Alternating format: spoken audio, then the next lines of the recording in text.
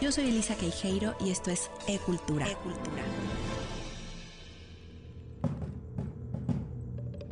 El México prehispánico fue tanto y tan vasto que tratar de dibujar a un solo tipo de mujer mesoamericana sería no solo irreal, sino injusto y hasta inútil. Sus formas y costumbres fueron tan diversas como la inmensidad del territorio que habitaron. Desde Sinaloa y Tamaulipas al norte hasta Nicaragua en el sur, según lo definió David Kirchhoff en 1943. Sin embargo, se rescatan entre todas las culturas y tiempos de este periodo elementos comunes que nos ayudan a definir, desde la generalidad, las particularidades de la vida de nuestras mujeres antiguas. Estudiar a las mexicanas y el recorrido de nuestro pueblo desde lo femenino de su historia es también tejer un hilo con la historia de todas las mujeres del planeta, porque nuestras ancestros son símiles en sus representaciones y simbolismos con muchas culturas más. En las imágenes y estatuillas, en los rituales y su legado, está la riqueza de la información prehispánica y universal de lo que fueron las mujeres para los pueblos ancestrales. Es importante regalar nuevas miradas al pasado. Cuando nos atrevemos, incluso lo cambiamos. Así es, por ejemplo, pensar que el papel activo de las mujeres en la sociedad le pertenece solamente a los siglos recientes. Esto borraría de un tajo la inminente participación que también tuvieron las mujeres en otras eras para la construcción de nuestro tejido femenino y social. Porque es verdad que la mujer prehispánica estaba enfocada en mantener los asuntos del hogar y lo hacía, según todos los cronistas, con dignidad, capacidad y pulcritud, pero sobre todo trascendencia, porque para estos pueblos la labor de la mujer, así como la del hombre, eran en sí mismas sagradas. Lo que no podemos dejar de ver es que las mujeres del México antiguo también fueron reinas, princesas, sacerdotisas, audaces guerreras, magas poderosas, médicas, madres, escribanas, pintoras, hilanderas, tejedoras, bordadoras, curanderas, protectoras, cantadoras. Y como dicen algunos de sus cantos, hasta gozanderas. Así, las mujeres en nuestra tierra nutrían no solo el hogar, sino la vida completa de la comunidad desde lo sagrado y la equidad que sabían que las habitaba. Esta información la recibían comenzando por sus mitos sobre el origen del mundo, ya que son creadas al mismo tiempo que el hombre, ambos como iguales, tal como lo dice el texto sagrado de la leyenda de los soles. Cito: cuando Quetzalcóatl viaja al Mictlán en busca de los huesos preciosos para crear al hombre, tanto los de la mujer como los del hombre estaban contiguos. Quetzalcóatl sangró su miembro sobre ellos, y gracias a esta penitencia, junto con los otros dioses, nacen simultáneamente el hombre y la mujer. Cierro la cita. Narraciones como esta nos hacen comprender desde un mejor lugar cuál era el concepto que tenían los hombres de los dioses. El vínculo era de ida y vuelta. Los hombres sangraban por sus dioses en los sacrificios, pero primero estos, las deidades, lo habían hecho por las mujeres y los hombres. Ambos eran tan valiosos que nacieron por sacrificio palpable y no solo por voluntad divina. Existen también otros mitos que sustentan la idea del valor de la mujer desde su creación, los cuales describen a los dioses creando la luz y el fuego, y tras de estos, crear al hombre y a la mujer al mismo tiempo, así como la tradición oral mixteca, que indicaba que el hombre y la mujer se habían creado en forma de capullos entre las hojas de una ceiba blanca. Los dioses estaban presentes como testigos por su naturaleza, y cada uno les otorgó poder por partes iguales. Así también en el Códice Vindobonensis, en la lámina 35, aparecen el nacimiento de la mujer primero que el del hombre. A partir de la experiencia religiosa personal de nuestros pueblos y su concepción de la creación, no había una distinción entre lo sagrado masculino y lo sagrado femenino. Ambos lo eran. De hecho, en los relatos de los tiempos antiguos, los fundadores de linajes reales solamente eran legitimados si su esposa o su madre habían sido diosas o llevaban el nombre de una de ellas. Después, la herencia de los reinos solo podía ser de aquellos hijos que su madre tuviera un linaje real, es decir, el poder y la grandeza dependían de la sangre de la madre. Por esto, no es extraño que la mujer viviera sabiendo su valor, ya que creían que habían sido hechas en igualdad a imagen y semejanza de sus dioses. Las mujeres tenían a sus diosas o patronas que presidían su vida femenina y buscaban ser como éstas. Ahora bien, son los rituales en el mundo antiguo lo que iba sellando todo, como si fueran fórmulas matemáticas que volvían la vida sagrada y valiosa. Lo seguían de manera impecable, sin cambios y con temor, ya que en su conceptualización, los rituales con los sacrificios incluidos eran lo que podía garantizar la continuidad de la vida.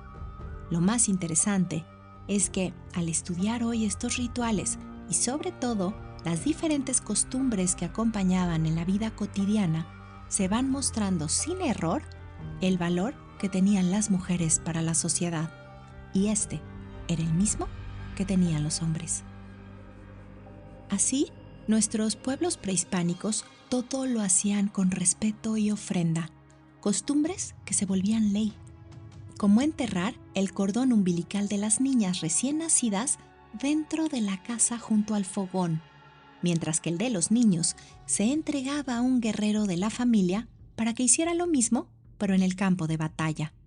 A este respecto, me llama particularmente la atención que el hecho de enterrar el futuro de las niñas junto al fogón ha sido interpretado en ocasiones como un mandato de sumisión, casi esclavitud o de injusticia social, cuando en realidad bajo la cosmovisión antigua era una tradición que venía cargada con la bendición de ser protectoras del fuego del hogar, que significaba nada más y nada menos que el corazón.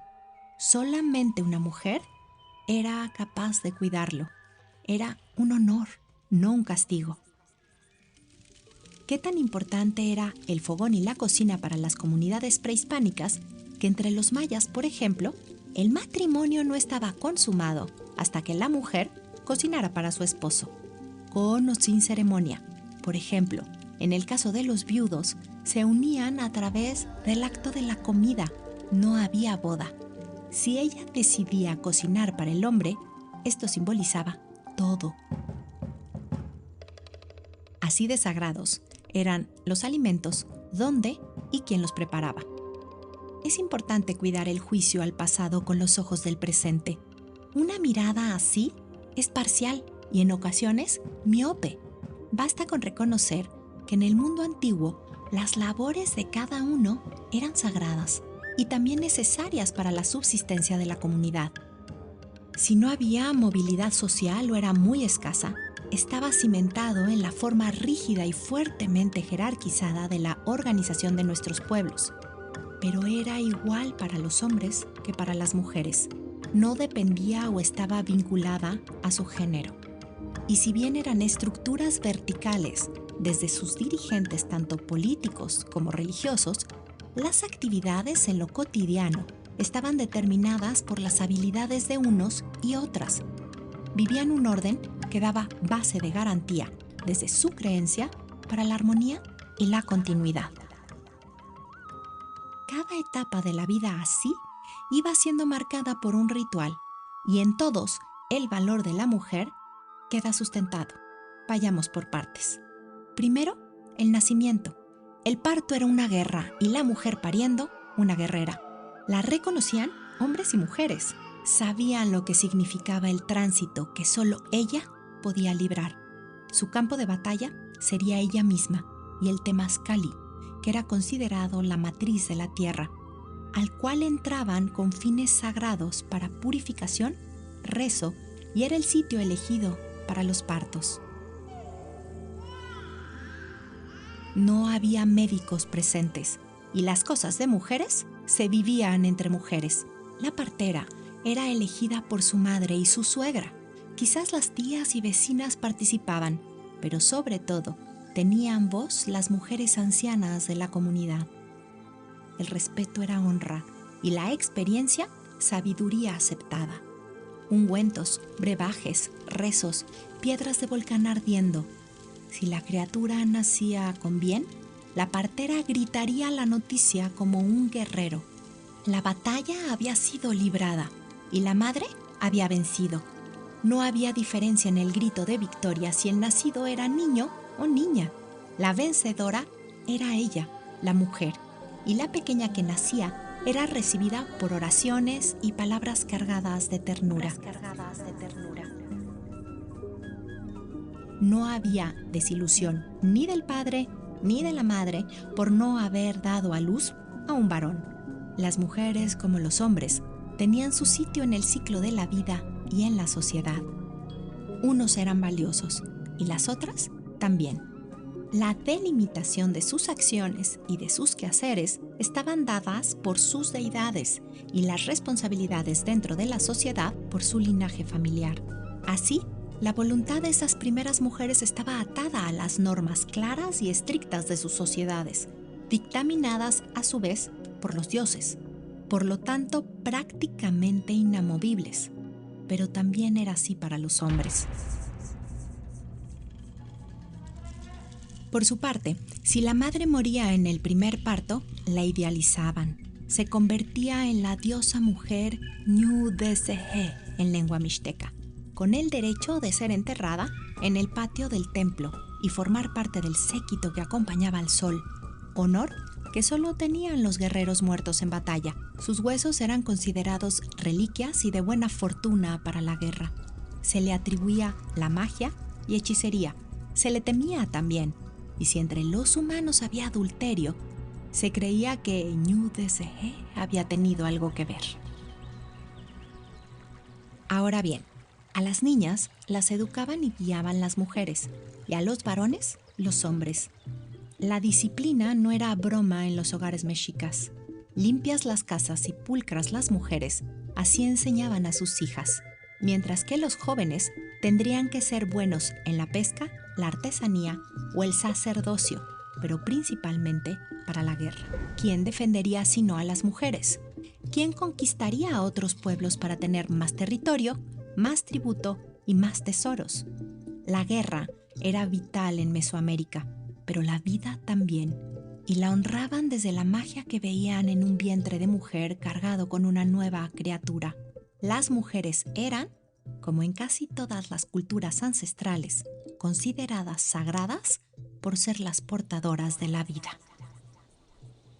En la segunda etapa viene el matrimonio, que era tan importante por ser la antesala para la formación de la sociedad como se conocía. El cortejo no existía entre los jóvenes. Eran los padres del muchacho los que elegían a la novia para su hijo, pero también los que tendrían que convencer a sus futuros suegros. Las visitas a la casa de la muchacha eran muchas, todas acompañadas de regalos. Las doncellas valían. La mujer era un tesoro para el joven y su familia. Al final, se acordaba una dote. No la daba la mujer, la daba el hombre. Y si los padres de ella la aceptaban, entonces se escogía la fecha de la boda. Cada momento iba siendo bendecido con rituales cargados de aromas y símbolos que daban valor a las palabras. El padre no dejaba de dar largos consejos al joven, la madre a la novia. Como quedó traducido gracias a Miguel León Portilla del Huehuetlatoli. Cito: ya tomarás con presteza el uso, la tablilla para tejer y el molcajete, el canasto. No solo andes cargando de cosas, no se llenen de ellas tus manos. Cuando contraigas matrimonio con quien es águila o celote, no ante él, sino encima de él andes. Cierro la cita. Con estas palabras, las madres instruían a sus hijas. Los detalles tomados directamente de los textos nos dejan ver la minuciosidad con que se educaban. El mensaje de comportamiento era claro. Tendría que hacer muy bien sus labores, pero el valor de su lugar frente al hombre también. No de sumisión, no de libertad, pero sí de dignidad. La boda se llevaba a cabo en casa del muchacho. Así era la costumbre, y todo se disponía para una gran fiesta. Comida, bebida, danzas. Pero antes, los ancianos se encargaban de que la unión fuera sagrada. Los novios tenían que ser correctos entre ellos, porque así lo serían para con los dioses. Todo acto humano lo volvían sacro. La muchacha salía de su casa ataviada con los trajes que su madre hizo para ella. También confeccionó los del novio. Ancianos y ancianas iban por ella. No camina, la llevan en hombros. No tiene que haber sacerdote o chamán.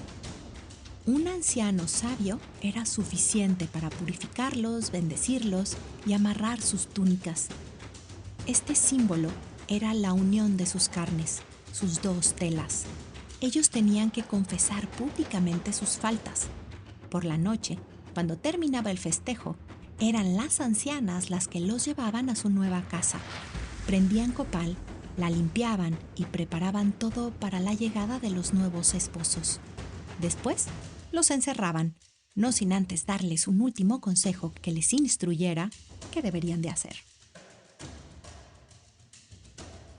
Pero, ¿qué hay del adulterio? ¿Había? La infidelidad es casi parte innata al ser humano. ¿Las mujeres serían castigadas al igual que en las culturas judeocristianas? No, no era así en el México antiguo.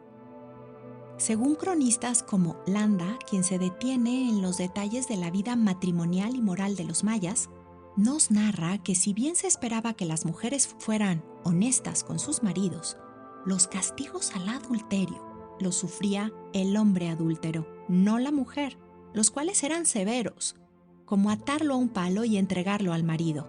Si él lo perdonaba, quedaba libre, y si no, lo mataban dejándole caer una piedra sobre la cabeza. También podría ser vendido como esclavo o ahogado.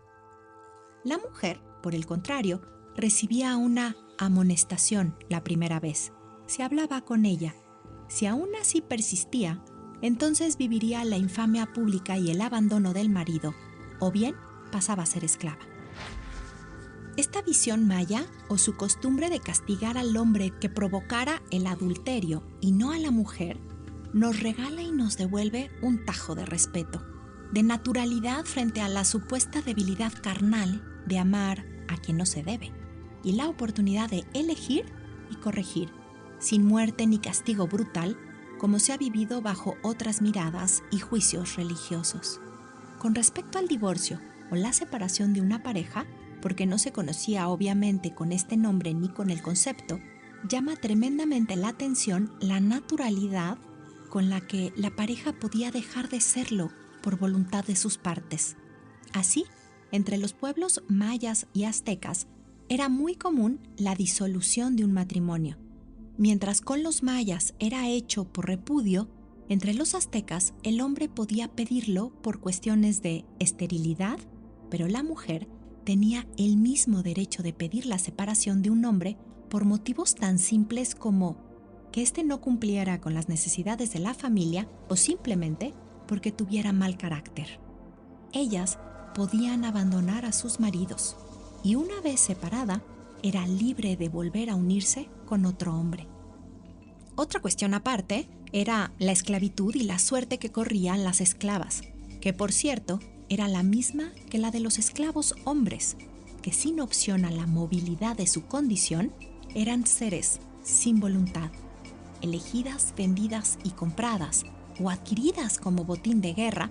Las mujeres esclavas de la náhuatl hacían lo que se les pedía, obligaba y punto. No podemos saber, porque no está escrito en ninguna parte, lo que sentían en su vida diaria, así como cuando eran seleccionadas para las o los dioses, cuidadas, ataviadas y protegidas con celo antes de las ceremonias de sacrificio, eran las esclavas especiales. Pero al final, seres humanos sentenciados a muerte. La mirada a la muerte ejecutada desde la mano intencionada de otro ser humano cuestiona siempre nuestro raciocinio contemporáneo, pero es importante, con respecto a los sacrificios humanos prehispánicos, mirar el contexto. Los indígenas confiaban en sus sacrificios. La vida estaba en peligro constante. La naturaleza la daba y con el mismo capricho la quitaba. Era la muerte de una mujer o de varias por la vida de todos los demás. Lo creían necesario. Estos contrastes también son nuestro pasado. Hombres que necesitan diosas y dioses que al mismo tiempo requieren de ofrendas de muerte para seguir viviendo. Ahora bien, de aquí se desprende para un análisis sutil y profundo la relación de las indígenas mesoamericanas con sus diosas, la cual era ante todo íntima. No era solo cuestión de culto, sino de invocación. Sabían su naturaleza divina y por eso podían aspirar a ser como ellas. Las diosas no eran imágenes ni figuras lejanas a las cuales se les pedía ayuda. Las cualidades de las diosas estaban ahí para ser un ideal femenino.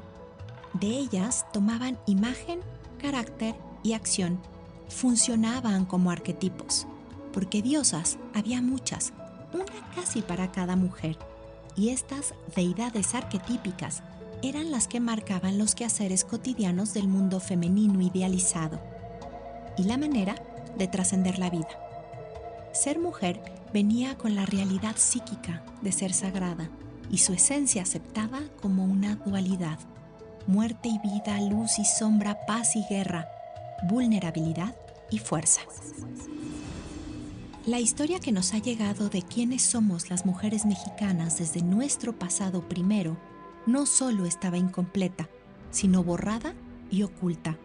La mirada de los cronistas españoles, aun cuando no hubiera sido malintencionada, fue miope y parcial, porque eran por naturaleza hombres religiosos, cristianos y europeos.